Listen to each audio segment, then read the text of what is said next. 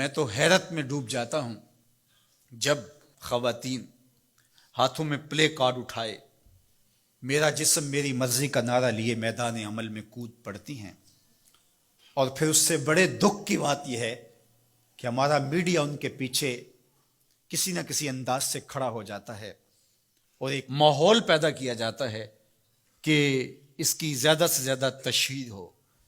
میرا معاشرہ، میرا دین، میری مشرقی روایات، میرا کلچر، میرا تمدن، میری تہذیب اس کی حمایت نہیں کرتا۔ میرا دین تو مجھے اس بات کا سبق دیتا ہے، میری بہن کو، میری بیٹی کو، میری ماں کو، میری بیوی کو میرا دین یہ سبق دیتا ہے کہ وَلَا تَضْرِبْنَ بِأَرْجُلِهِنَّ لِيُعْلَمَ مَا يُخْفِينَ مِنْ زِينَتِهِنَّ، کہ وہ اتنے زور سے قدم بھی نہ رکھیں کہ ان کے پاؤں میں پڑے ہوئے پازیب کی چھنکار غیر مرد کے کانوں تک پہنچے۔ جو اسلام اپنی شہزادیوں کے پاؤں میں پڑے ہوئے پازیب کی جھنکار بھی غیر مرد تک جانے سے روکتا ہے، تو کیسے گوارا کیا جا سکے کہ ٹھمکے لگا کے عورتیں ہاتھوں میں پلے کارڈ اٹھائے بلند آواز سے نعرے لگا رہی ہوں اور جو ہے وہ دھمک دھمک کر کے جو ہے وہ اپنے حقوق مانگ رہی ہو۔ تم حقوق کس سے مانگتے ہو؟ محمد عربی نے تمہیں 14 صدیاں قبل حقوق دیے، اور اگر تم اسلام کو نہیں مانتی اور اسلام کے ضابطوں سے انحراف کرتی ہو تو تمہیں میں ایک نقشہ ماضی کا دکھانا چاہتا ہوں کہ تمہارے وجود کو بھی گوارا نہیں کیا جاتا تھا۔ اٹھا کر کے سسکتی بچی کو زندہ درگور کر دیا جاتا تھا۔ بھائی اس لیے کاٹ دیتا تھا کہ کل کوئی میرا بہنوئی نہ کہلائے۔ عکاس کے میلے میں بیٹوں کے ہاتھوں مائیں فروخت نہیں ہوئی؟ تذلیل کا اور کیا روپ تھا جو عورت نے نہیں دیکھا تھا؟ یہ تو اسلام کا فیض ہے کہ اسلام نے ماں کا روپ دیا، اسلام نے عورت کو بہن کا روپ دیا، عزتوں کی مسند پہ بٹھایا۔ بیٹیاں زندہ درگور ہو رہی تھی، میرے حضور نے کہا میری فاطمہ میرے جگر کا ٹکڑا ہے۔ اس کو بتایا کہ تو تکریم کی جگہ پہ ہے، تو عزت کے مقام پہ ہے، اور حضور علیہ السلام سے سیدہ ملنے آتی، حضور اٹھ کے استقبال کرتے۔ عورت کہتی ہے مجھے حق نہیں دیا گیا جتنے حق تجھے دیے گئے۔ مرد کو وراثت میں ایک حق دیا گیا، عورت کو 2 حق دیے گئے۔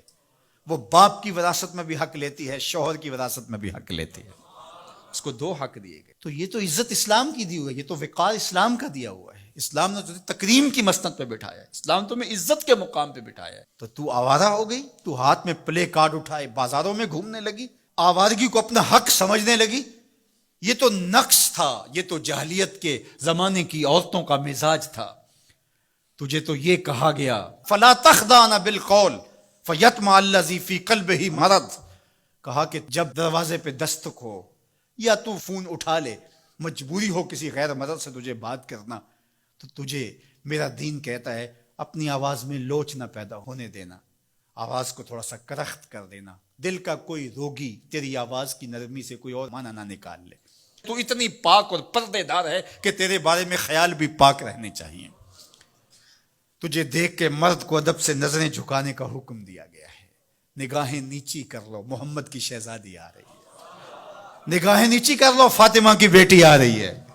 نگاہیں نیچی کر لو، عائشہ کی بیٹی آ رہی ہے۔ تو عزت کے مقام پہ بٹھائی گئی، تو کس نے تجھے آوارہ کر دیا؟ کس نے تجھے بدچلن کر دیا؟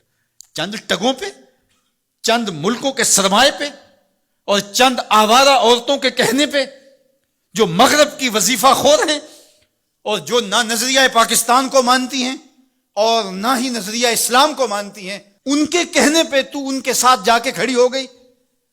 پلٹا واپس، تیری راہیں تیرا دین دیکھ رہا ہے۔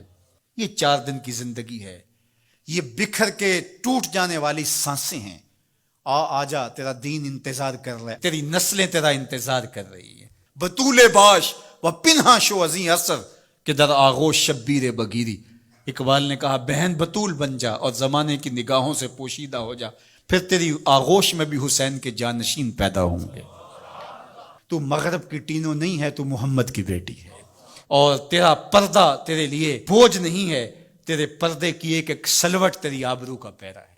تیرا برقع تیری عظمتوں کا نشان ہے۔ جب تو برقعے میں سمٹ کر، جب تو شرعی پردے کے ساتھ ڈھیلا لباس پہن کے گھر سے کسی کام سے مجبوراً نکلتی ہے تو فرشتے بھی ادب سے سر جھکا لیتے ہیں.